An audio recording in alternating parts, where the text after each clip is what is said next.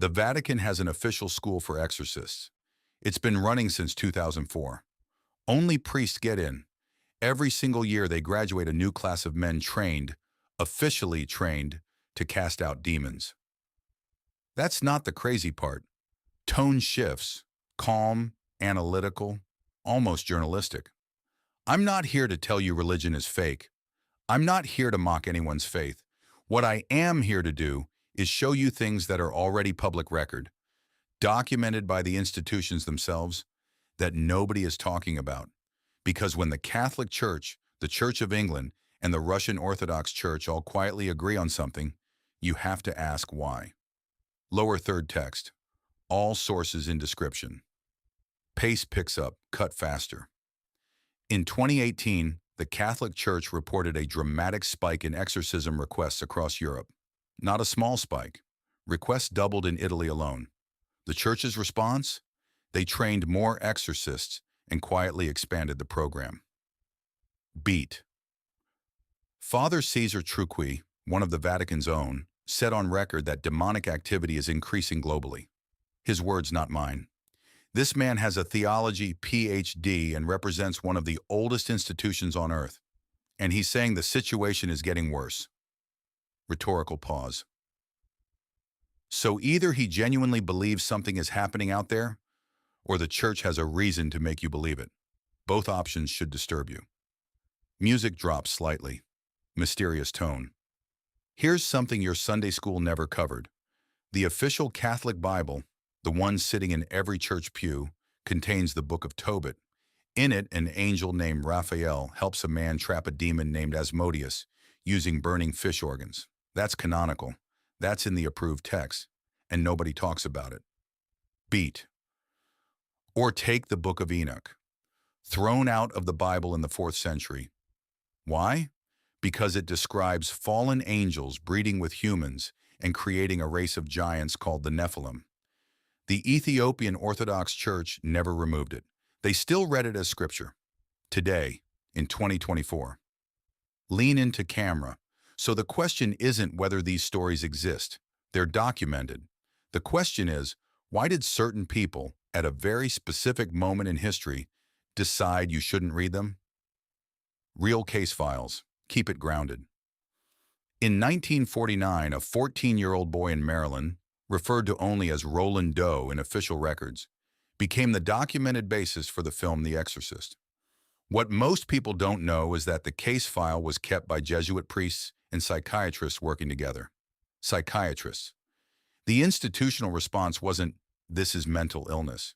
It was collaborative. Pause. In 2016, the American Psychiatric Association published a paper examining cases where religious intervention, including exorcism, was the only documented point of change in a patient's condition.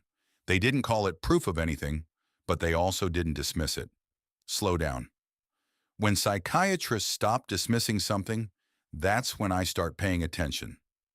This is the pivot, the most clickbait-worthy section. Here's the thing that actually kept me up at night researching this.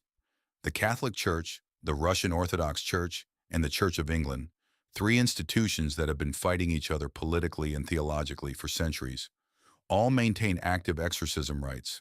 All 3 updated those rites in the last 30 years. The Catholic Church in 1999. The Orthodox Church reaffirmed theirs in 2014. The Church of England quietly revised their deliverance ministry guidelines in 2012. Beat. 3 rivals, same update, same decade. Nobody asked why. Pull back, reflective. Let the viewer sit with it. I'm not telling you demons are real. I'm not telling you they're not. What I am telling you is this: the largest, most powerful religious institutions on the planet, with billion-dollar legal teams and centuries of reputation to protect, have looked at the evidence available to them and kept the exorcists on payroll.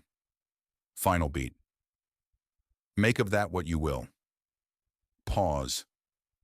But if you want to go deeper, the banned texts, the classified Vatican archives, the psychology behind possession cases, that's the next video. Subscribe. Because this rabbit hole goes much further than one church. I want to go back to something. Because Part 1 established that the church maintains active exorcism programs. But I didn't give you the cases, the specific documented on-the-record cases that the mainstream press covered once and then quietly dropped. Beat. 2016. Alatri, Italy. A 16-year-old girl is referred to a psychiatrist after exhibiting what her family describes as personality inversions. Speaking in voices, physical strength inconsistent with her size, knowledge of events she wasn't present for. The psychiatrist refers her to a neurologist. The neurologist finds nothing. The family contacts the local diocese. An exorcism is performed over 3 sessions. The behavior stops. Pause. The psychiatrist, on record in an Italian medical journal, described the case as, quote, outside the parameters of any diagnosis available to me. He did not call it possession, but he also did not call it anything else. Beat. 2019. Lisbon, Portugal. A priest named Father José Augusto Valinho, nephew of one of the Fatima visionaries, conducts what the Portuguese Catholic news agency describes as a mass exorcism prayer session attended by over 4,000 people. This is covered by Reuters. One paragraph, then nothing. Slow. 4,000 people attended an official church exorcism in a European capital city in 2019. You didn't hear about it. Ask yourself why that is the story that didn't get followed up.